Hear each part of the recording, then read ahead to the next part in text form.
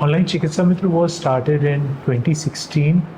The idea behind it was to bridge the gap between the rural and the urban areas in terms of quality healthcare.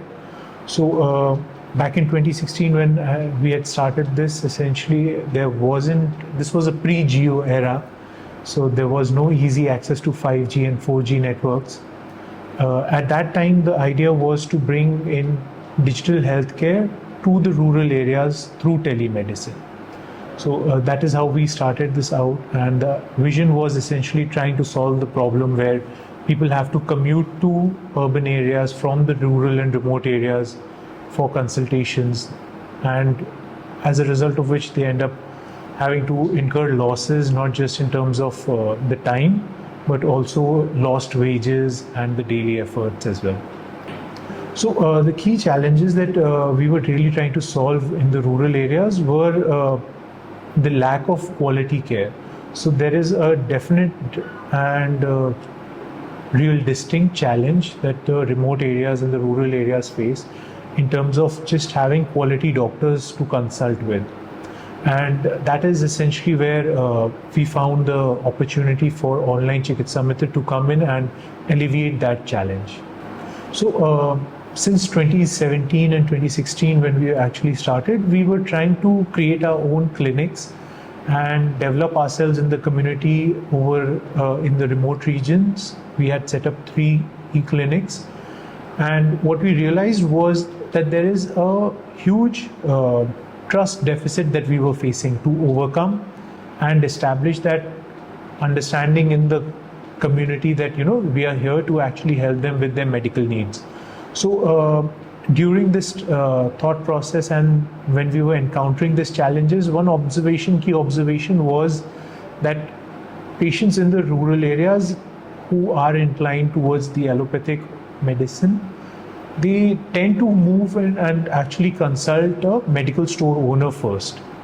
And at the medical store owner, they actually consult and discuss about their problem in great detail and length. The medical store owner then makes a decision in terms of whether they can actually provide them medication that can alleviate their problem, or they end up referring them to the appropriate health center. Based on this insight, we realized that instead of trying to develop our own ecosystem and getting integrated into that ecosystem might be a better alternative approach for us. So what we did was we tried to leverage the trust that the medical store owner has in the community and the faith which they have garnered over all those years of existence and practice. And we want to leverage that to be able to actually provide digital healthcare through them to the patients. And in the process, they are able to benefit by increasing their overall numbers and their growth as well. So usually patients have to travel far and about when they need consultation in rural India. If let's say the nearest PHC or a CHC is 50 kilometers away, or we're talking about the hinterlands where almost 70% of our population resides in rural India. Where do these patients actually go? They have to travel far distances. They have to, which means that there's a lot of money that is not just involved in the entire medical treatment, but also to travel to a doctor, to get, and when they travel, they don't travel alone. They will usually be accompanied by a family member or a close relative or a friend. So the extra cost is incurred there by them. They may also lose their daily wages, because usually in rural India, they work as a daily wager. So if they are traveling to see a doctor, their entire day's pay is gone. So this is a big challenge that we see, that for people to travel and lose their daily wages, which is how they are earning a bread at the end of the day. So online Chikitsa Mitra helps us in bridging this barrier by making sure that they can get a doctor's consultation at their nearest medical store and not having to travel far and about. So in 2017, when we established our first e-clinic, it was in Bantra in Uttar Pradesh near Lucknow, about 37 odd kilometers from Lucknow. So some of the challenges that we faced primarily were bridging that trust gap. And we attempted to do a lot of activities, a lot of camp activities, where we actually sent out doctors even in those areas, and we held in-person camps as well to bring out awareness about the concept of telemedicine. And through that entire process, we were able to get some regular patients as well. And slowly that trust started to grow in this service and in that technology as well. So the key thing here is that we were trying to actually battle on two fronts. The first front was the technology. So people were not aware of this technology back in 2016, and they weren't necessarily willing to try it out. So that was the first front that we were trying to battle. And then the other front was coming from the outside and not being a part of the healthcare ecosystem of that region. That was the other battlefield for us. And that was a bigger challenge actually than the first one. So we were able to solve the first one to some extent with the original 2017 e-clinics model that we did. But essentially the second challenge is what got us into the direction of working with medical store owners in 2019. Right, so product market fit moment was quite unique in the sense that, like I was just discussing, that it's hard for people to start trusting this technology. In 2017, what was seen was patients used to turn up a lot for the in-person camps, but they didn't turn up as much for the digital camps that we were holding, where it was all through a telemedicine setup. So, but over a period of time, just by spreading awareness of this entire process and the journey of and the effort of going through these camps practically every second week, we reached a point where we started to see patients come in and ask for a particular doctor through telemedicine. And that is when that lightning moment actually happened, where we realized that, this is a real opportunity here, and people really do have a need for quality doctors. If the patients were getting benefit from a doctor's prescription, they were willing to come back and consult with that doctor, even if it's through telemedicine. And that was the product market fit moment for us. So when a patient goes to a medical store and says that I have stomach pain or I'm having fever, what does a medical store owner usually do when they are a channel partner of online Chikitsa Mitra? They would register a patient on the platform that they are trained for. Once they've registered the patient with their mobile number, they take 5 important vitals of that patient. Those vitals are their blood pressure, their body temperature, their pulse, and their height and weight. What happens is that this information is saved on the platform and the same is shared with the doctor that would be the consultation is booked with. So now the patient has an opportunity of choosing which specialist they want to consult. So if they want to consult a general physician, or in case they want a specialist, they would accordingly choose a doctor. And then the registration in another it takes around 5 to 10 minutes to registration be completed in 5 minutes, and then a consultation is booked with the doctor. The doctor takes the consultation online, asks certain questions that is required as per the provisional diagnosis that the doctor will be doing. The prescription is prepared, a digital prescription by the doctor is shared with the medical store owner. And what happens after that is the medicines are given to the patient of how to take the medicines. But an online Chikitsa Mitra team calls the patient and follows up with them to ensure that the treatment adherence is done by the patient and they understand and what medicine is to be taken, and how, in case there is something that they feel that they forgot to share with the doctor, our team connects with the doctor again and asks the patient to revisit the medical store owner, or they can easily download our app from the Play Store or App Store and take a reconsultation with the doctor. And our prescriptions are valid up to 7 days. So if a patient revisits during these 7 days, no consultation fees is charged by the patient. So usually the telemedicine platforms that exist, they're very fragmented. They do not give you a holistic view or all the other tools that would be required for a patient to get a proper consultation with a doctor, or a doctor as well, on the other hand, does not have entire tools on one single platform. Currently, if we look at the platforms at large, all these platforms have one thing in common, is that we will find they are selling not consultations, they're actually selling medicines. So for those medicines to be dispensed, they require a doctor's prescription, and that is why a consultation is being given.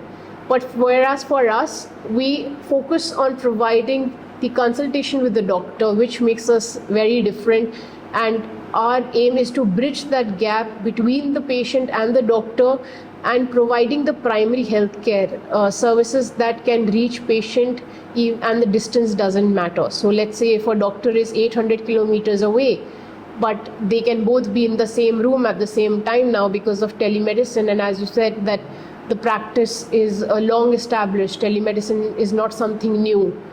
And it's just that how we are navigating through the technology now is important with the changing times. So as Shubhang's also mentioned earlier, that the kind of patients that we now get is that they require more specialist doctors. Also, one important number that is we get around 55% and above women with us. So for us, it is very important that we have more women doctors also on our panel, which women feel comfortable in discussing and speaking with a female doctor and getting a consultation done. Another important trend that we've seen is that with our strong follow-ups, our revisit ratio is very high. So we have around 55% of our patients that revisit within 6 months, which does show that how a follow-up can easily solve a problem, where a patient feels they are heard, where a patient understands that how the medication has to be taken. So the way our model of B2B2C actually works is we work with the medical store owners. We essentially train them to start working with our platform and to be able to assist the patient. At the end of the day, these are patients that are coming in and reaching out to them for medical advice. So patients come to them and talk about their medical problems.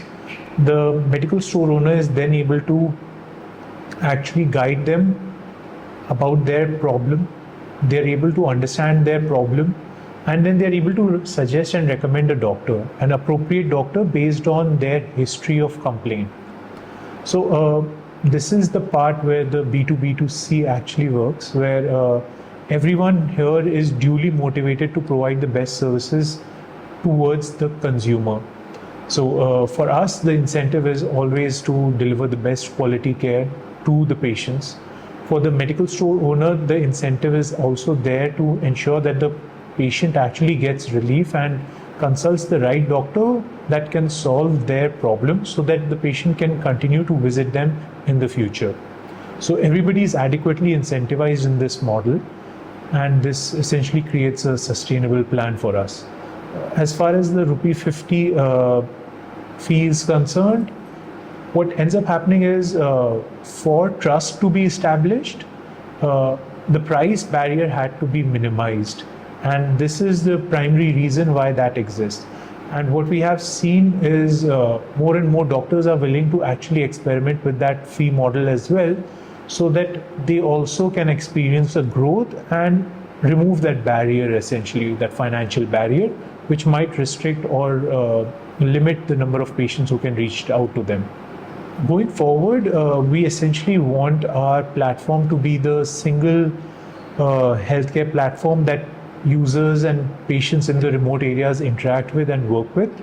So that does involve a lot of being able to record the details and making that detail available across.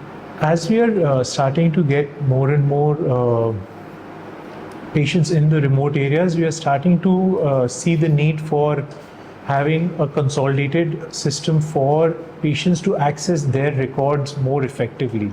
And recently that has been our emphasis of the technical team as well, to ensure that we can provide a platform and a experience where the patients can actually access their previous records in more meaningful ways, and how we can leverage modern AI tools to actually make it much more effective and helpful for the patients to access their own records and to drive insights from those records. And that is where we are working towards. The biggest learning so far has been that you have to go on the ground and understand what the community really wants, what the challenges really are there. We in urban area have certain privileges that we say as basics, and then even those basics are a challenge to be accessible for the rural. So go to the ground, understand it, because there is less of data sometimes available. Start working on your data to understand your target customer, what they really want. Are they happy with the services that you are giving them? Do they understand what you are giving them is very important.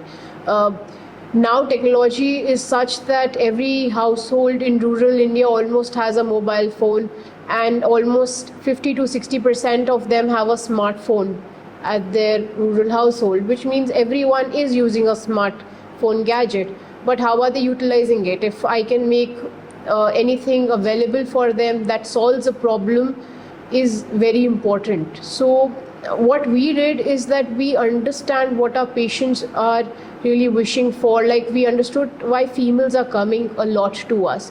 It's because around 80 to 90% of the households have one person bedridden in our families.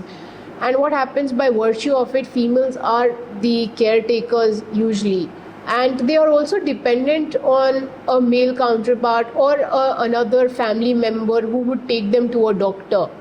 But our females cannot usually travel alone outside of the village or the community. So they can now access healthcare by visiting the nearest medical store, get a treatment by a female doctor, have a patient relief manager or executives who will talk to them and understand their concerns and help them to make sure that they are adhering to the prescriptions as well. I think one of the main advice when you're developing anything for the unserved community is definitely trying to have an empathy and an understanding of where the user is and what context they are going to be using your services or your products. I think those insights really translate very well into creating and crafting a solution that actually works and delivers value to the consumers at the end of the day. And you got to believe in yourself and your vision at the end of the day as an entrepreneur, because you will not see many people working in the field that you would be to make a social impact. At many points you would be questioned about your choices as well, but your belief into your vision is very important, and not giving up on it and continuing that hard work. And when if not, maybe the result may not come tomorrow, but in near future you will start to see a result, and the impact that you are creating into lives of others, the kind of satisfaction that it brings to you is something beyond. So just continue doing that work and have faith in what you're really doing with your vision. That is very important.